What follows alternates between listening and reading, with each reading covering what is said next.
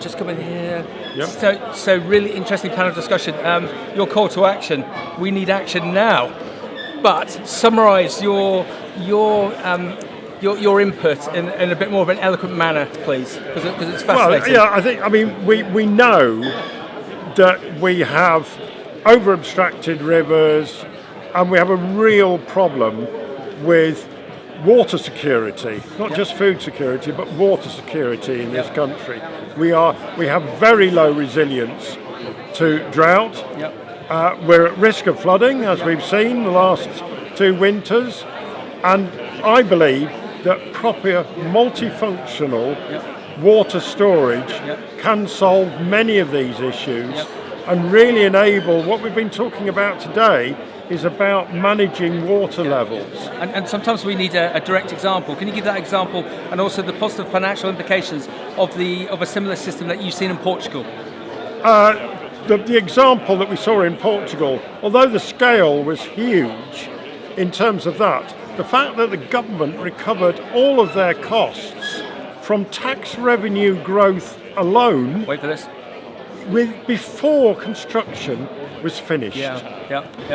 So in terms of actual government investment, this isn't growth sometime in the future, this is growth now. So why do you think we're so risk averse in this country in comparison to, I'm not looking across the line. Because we don't value water as a resource, we see it as a waste product or something that really doesn't, and I think that is why we've got in such a mess with our whole sewage system in terms of that. We're not managing our water systems.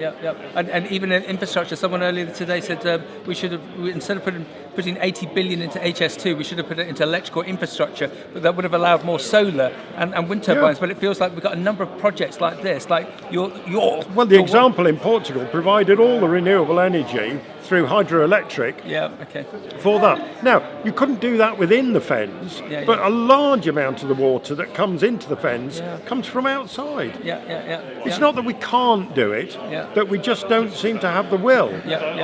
So the Fenland Soil, it seems to have created themselves into a bit of a lobbying organisation. There's been some really interesting power players here today, and it feels like it is creating influence. Are you optimistic that what you're advocating, that might actually changes might be happening? Fenland Soil is exactly what we envisaged, groups that grew out of the Lowland Agricultural Peat Task Force report.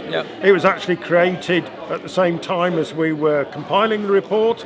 So I think actually Fenland Soil is doing a fantastic job at both ends, delivery and that lobbying to ministers. And I think that really, it's getting, particularly with mayoral authorities, I know, the local mayors, and we'll have a new mayor in Greater Lincolnshire soon. These are the people who could really drive this agenda forward. Robert, well done, and well done to Fenland Soil for allowing us to hear you. I thought it was brilliant. Thank you. Okay, thank you.